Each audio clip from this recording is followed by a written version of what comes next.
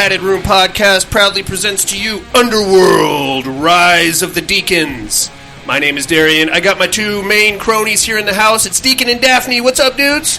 What's up? What's up? What is that? I need some enthusiasm. Yeah! Let's try it again. What's up, dudes? What? Yeah! Much better. We watched a movie, and we're going to be watching a couple of movies here in the Padded Room Podcast. We are going to do a run-through of the Underworld series, me and my cronies here. Yes. We watched the first one this morning. It's called Underworld. It's from 2003. It stars Scott Speedman, Kate Beckinsale, and Shane Brolly. Was directed by Les Weissman.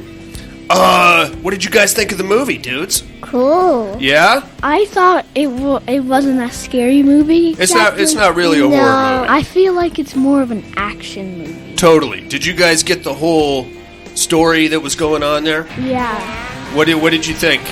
I think it was pretty cool. Yeah? Yeah. Who were you rooting for, the vampires or the werewolves? I was rooting for... I wanted the werewolves to win. Okay. But I thought the vampires were going to win. Yeah. They looked pretty intense. Do you get what the werewolves were trying to do and why they had to capture Michael? Not really. Yeah, Not because really? Michael is like Okay, Victor. Kinda. I'll break the whole thing down for you. So, centuries ago, in medieval times, there was a plague that was ravaging Europe. A plague is like a sickness, right? Like a disease. Yeah. But there was one nobleman who was immune to the plague, and when he caught the plague, his body kind of tuned it up, and it made him immortal, which is pretty cool, right? So that was Corvinus, from House Corvinus. You understand that? So you with me so far? Yeah. Now, Corvinus had two sons, Marcus and another guy. I forget the other guy's name. Marcus was bitten by... They were immortal, too, because they had the same genetic disposition as Corvinus. Marcus was bitten by a... vampire. A bat. Oh. And the other guy was bitten by a wolf. Thus, Marcus was the first vampire, and the other guy was the first werewolf. Does that make sense? You with me so far? So basically, like, the sickness, the plague was like, I forgot. You forgot already? So the plague made the Corvinus and the descendants of Corvinus immortal, right? You with me on this? Wait, but what did the Corvinus, like, what did the sickness?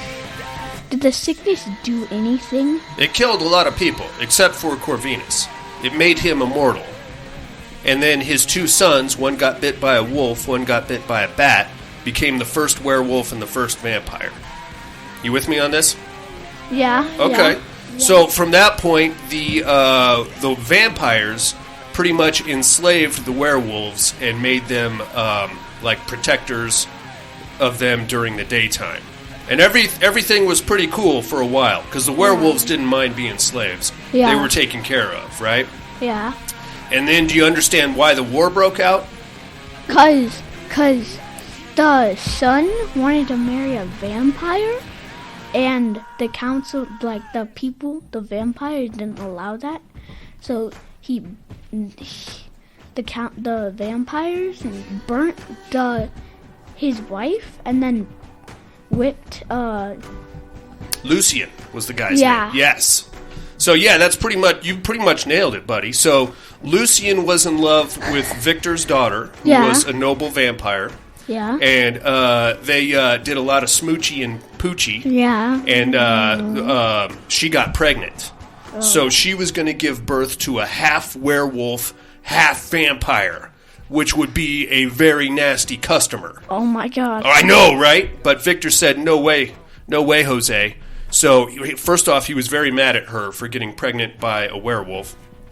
And then he couldn't have this half-breed thing running around. So, he chained her up and let the sunlight hit her, which basically flash fried her, right? And he made Lucian watch while his vampire buddies whipped him with a silver whip. Yeah. Yeah. But once she died, Lucian freaked right out, went full werewolf, and jumped off the roof and escaped. And then that started the werewolf revolt. Yeah. Is that pretty cool? Yeah. So that I feel like, for the most part in the movie, the vampires are supposed to be the good guys, because like you're following Celine, who's a modern day death dealer, a soldier, right? And you're watching her as she's trying to figure out what the werewolves are up to, and why they're trying to track Michael. what their interest in Michael is. So what we learn throughout the movie is that the werewolves, number one, Lucian isn't dead. He's supposed to be dead. Yeah. Number two, he kind of brokered a deal with Craven, who's the current leader of the Vampire Coven. But they're brothers. They're not brothers. Craven and Lucian? Yeah. No, they're not brothers. Then what are they? So here's the thing, and this is something I want you guys to think about. And everybody out there listening should think about this. Craven is portrayed as a pretty bad guy, right? He's like a scumbag, and he's kind of bossy. Yeah. And he's wanting to make smoochy poochie with Celine, and she's not into it, right? Yeah. But at the end, I feel like he's actually the good guy. Because he was, number one, he was trying to get rid of the vampire aristocracy to take power for himself, which is kind of a dirty, underhanded move. But looking at the long game, he was going to broker a peace treaty with the werewolves. Remember that conversation he had in the car with Lucian? Yeah. Yeah, he's like, okay, we're going to take out the coven, and then you'll be the leader, you'll have all the power, and then you'll get your ironclad peace treaty with the werewolves, and everything's going to be cool. So looking at the long game, I kind of feel like while Craven was a bit of a douche nozzle, he actually was kind of the good guy, because he was the one trying to bring peace, right? Yeah. Whereas you had Victor, who just wanted to eradicate the werewolves altogether. Well, that's not cool, man. I mean, werewolves, I feel like they were just misunderstood to begin. Come on, man. You can't just be killing them just because they're werewolves. Yeah. I'm sure some of those guys were mean dudes, but still. Some of the guys just wanted to be chill with you. Yeah, you know? exactly. They weren't really hurting anything. I feel like once they learned how to control the wolf, and like they could change at will, and they weren't like when Michael first gets bit by Lucian, he can't control it. So remember when the full moon comes out and he starts changing in the back of the cop car? Yeah. So I feel like once they learn how to control it, then they're okay. And that's kind of how they lived in peace with the vampires for so long before the revolt. But now that the war is fully in play, the vampires just want to eradicate the werewolves, and the werewolves probably want to do the same thing to the vampires. Yeah, but also the vampires just want to chill. No, they want to kill all the werewolves. Some don't. Some just want to. That's where I feel like Craven was. He just wanted the power of having control of the entire vampire aristocracy. Yeah. So he was kind of power hungry, sure. But Craven is the leader of the vampires? Before Victor wakes up, yes. Yes. So he was kind of a douche nozzle. Yeah. He had that sparkly shirt on.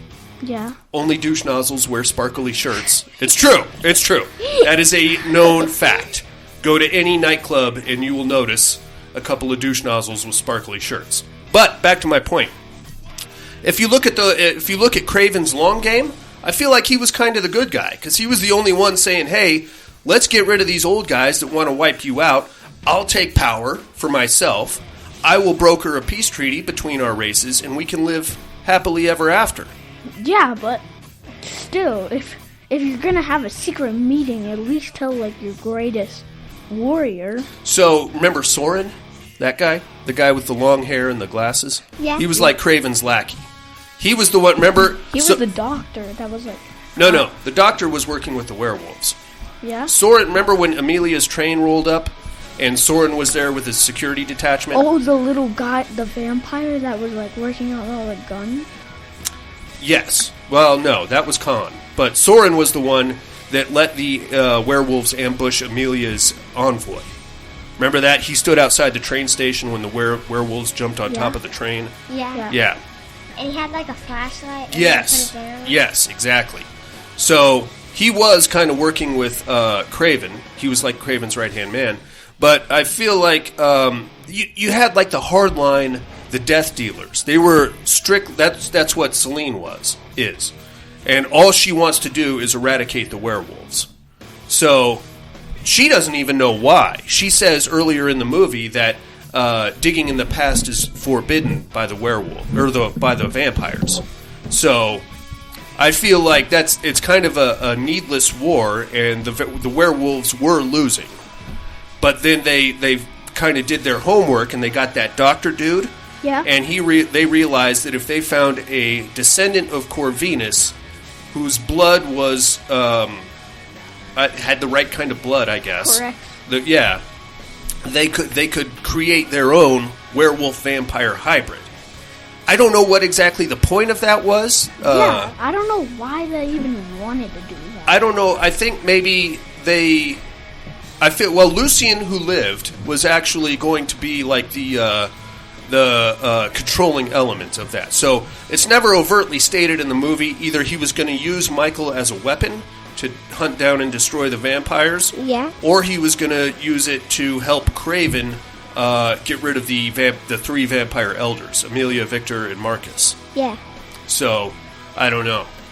I think when Victor fought Michael, it was kind of a fair match. Because when I was watching him, I didn't see much, for Victor, I didn't see much flying around.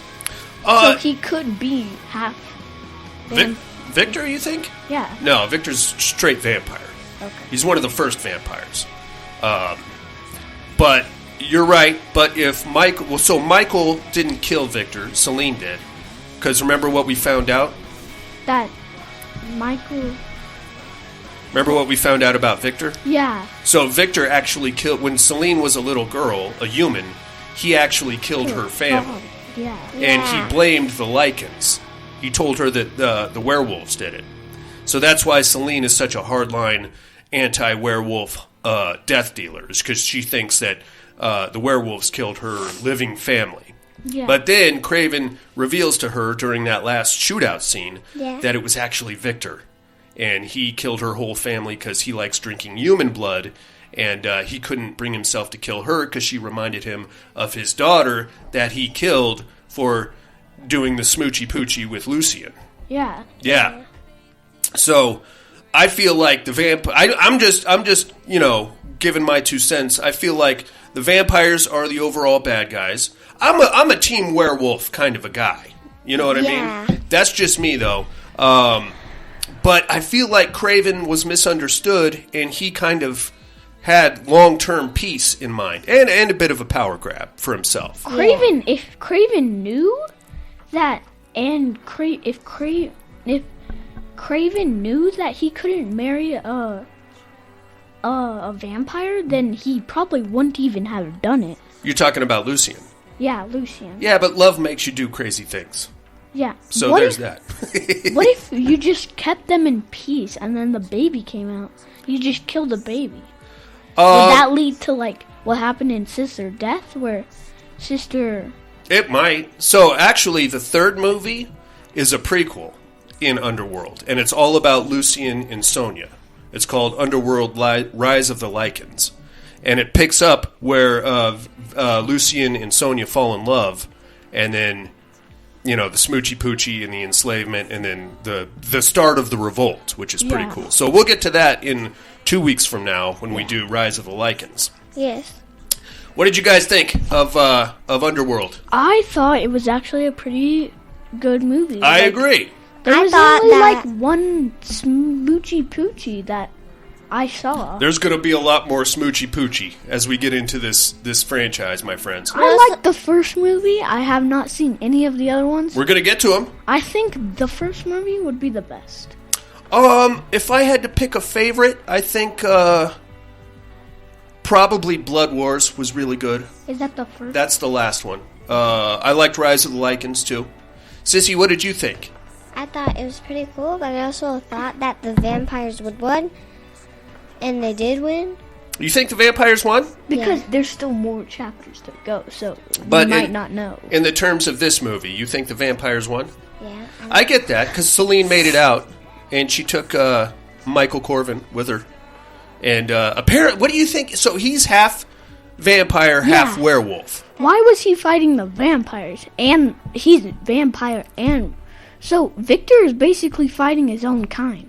Half, yeah. Half of his own Half kind. of his own kind. Yeah. But Well, then again, Michael is fighting all of his kind. very true. Yeah. So Victor is very opposed to the idea of a half-breed, of a half vampire. He doesn't like them. He doesn't want them mixing at all. No. Because he believes that the vampires are like upper aristocracy and the werewolves are like a servant class. Very class system based here. So if they put them together, it would be like a servant class meets Meets a ruling class. a ruling class, Right, and so then that- just Yes. combines them. And Correct. He doesn't like that idea. would it make him like a middle class? I think ultimately Victor doesn't want to lose power for him and Marcus and Amelia. And he knows that if such a creature, a half vampire, half werewolf existed, it would be more powerful than all three of them. That's why to maintain power, he needs to make sure that hybrid doesn't happen. But why does Victor just want to? Does Victor even have a reason to slay werewolves? Well, I mean, it's at this point in the story, it's a full-on war. So it's kind of a we kill them or they kill us kind of a thing. Yeah. Is what it is. But can't Well, see, that's I understand what you're saying, because that's why I think Craven was kind of misunderstood, because he was the one trying to broker peace with the werewolves. You know what I'm Yeah. saying? So, but he was a power-hungry douche nozzle, but that doesn't necessarily make him a bad guy, because his long game was overall peace. As Lucien stated, an ironclad peace treaty with the Lycans. Yeah. So I think Craven may have, if he hadn't have been such a sparkly shirt-wearing douchebag, he might have ended up being the good guy here. Yeah. And if his plan had come to fruition, if what's her name? Celine hadn't have rose Victor, and he rose woke Victor up. if he hadn't have done Uh-huh. if she hadn't have done that, and she roped the other guy Marcus? Marcus up, Yeah? would it still be breaking the chain? No, because Marcus was next up. So did you guys understand what happens with the three elder vampires? Yeah. Yeah. They leapfrog through time.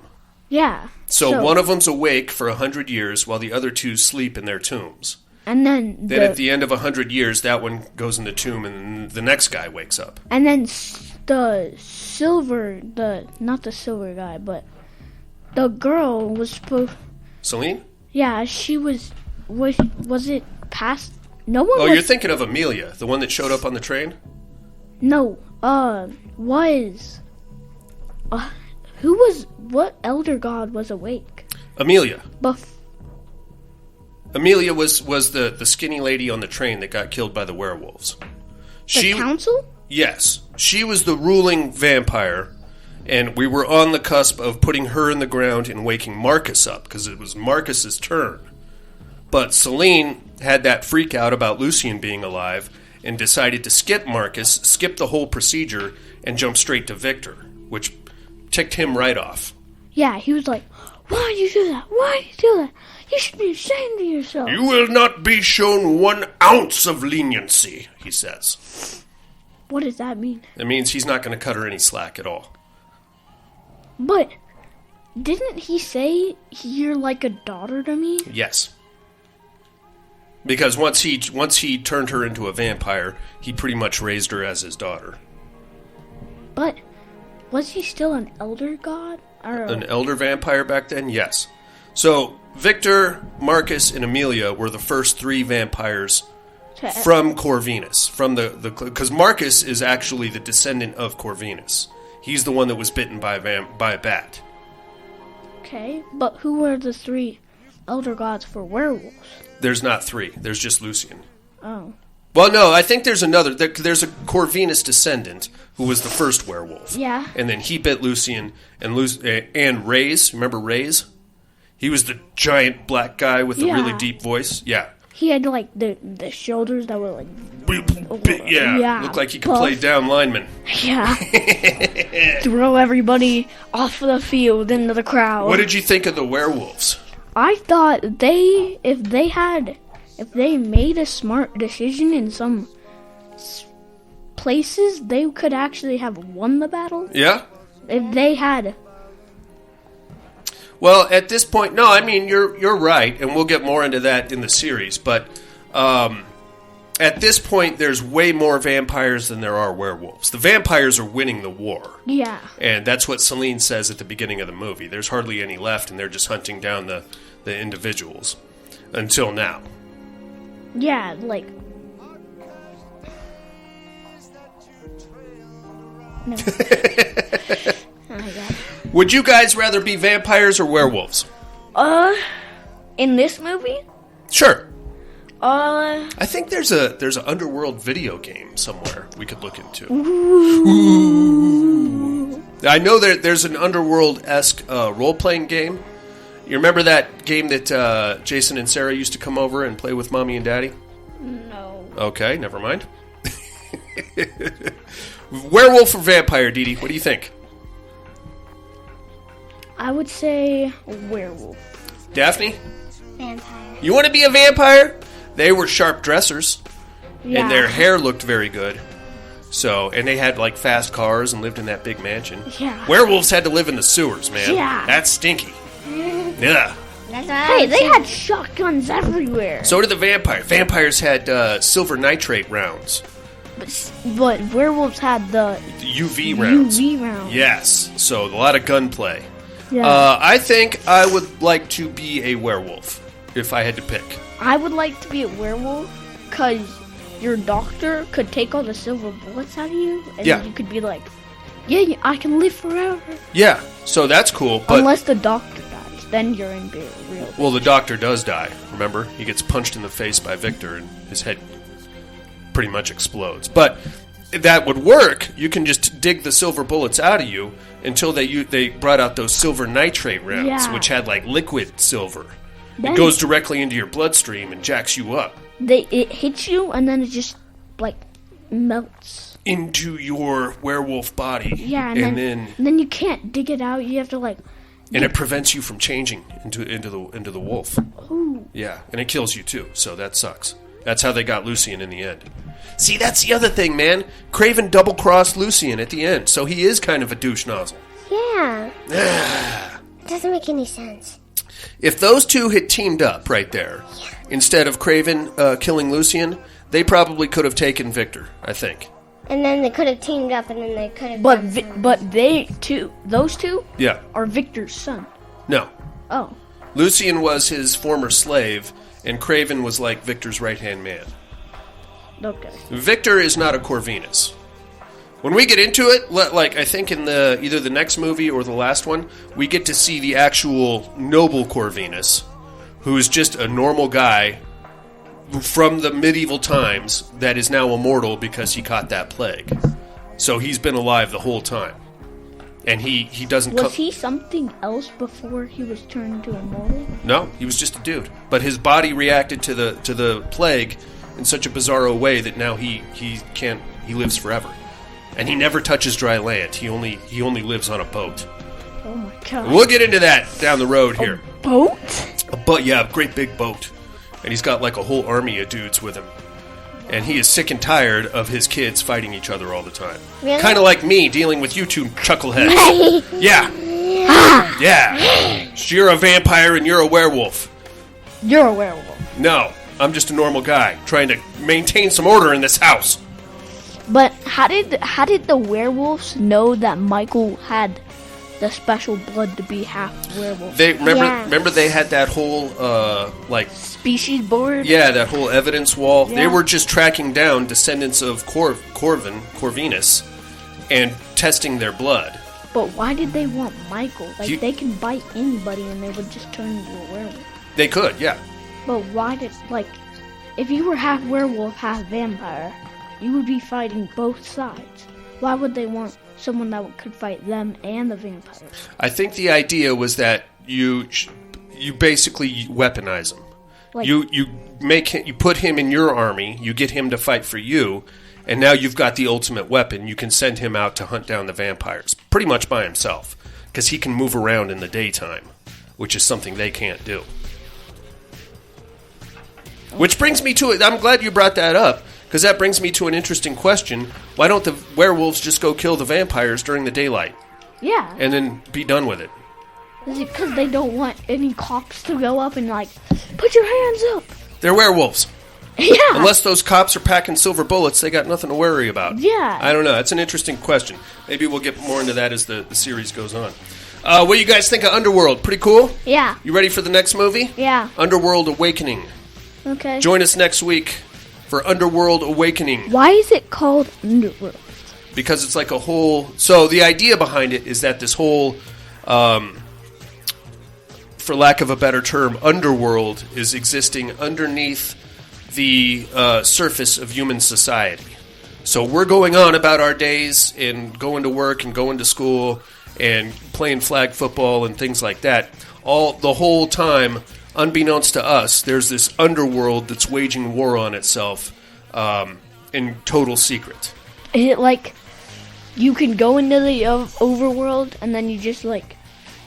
Is the sewer pipes the underworld? No, the society is the underworld. What's the society? The whole thing, the whole vampire werewolf war, the way they exist alongside us without us knowing about it. That's the underworld. It's more of a metaphor. You know what I mean? It's more of like a secret than Yes. a different place. Yes. Okay. It's a different place that exists totally unbeknownst to us humans, and these societal wars are happening right under our nose, and we have no clue about it. Okay. I don't know if that makes sense to you. Probably It probably does. Okay, good to know. Right on. Thank you guys very much for joining us. Join us next week for Underworld Awakening. I think I'm going to drop this episode onto the main feed. After that, I'm going to put it on Patreon. What do you think? $1?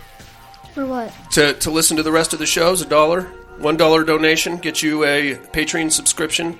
Sure. Let's do it. $1. $1, man. You want to know what we think of Underworld Awakening? Here's something else. If you guys like this, you guys having fun? Yeah.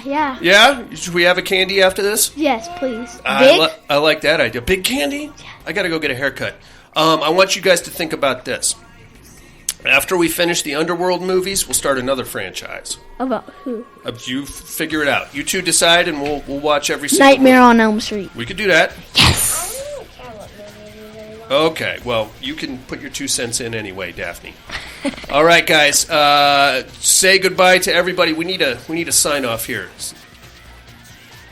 Bye. Adios. Adios. Adios. From the Underworld, Rise of the Deacons. Join us next week on Patreon exclusively for Underworld Awakening. Until then... Wait, no. It's What? called Underworld Awake Daphnee. Oh, wake up, Daphnee? Yeah, wake Because up. this movie was Underworld of the Deacons. Yeah, next one can be Undercovers. Undercover. Under the covers. Wake up, Daphnee. You guys are crazy. All right, say goodbye to everybody. Bye-bye. Bye-bye. Bye-bye. Bye-bye.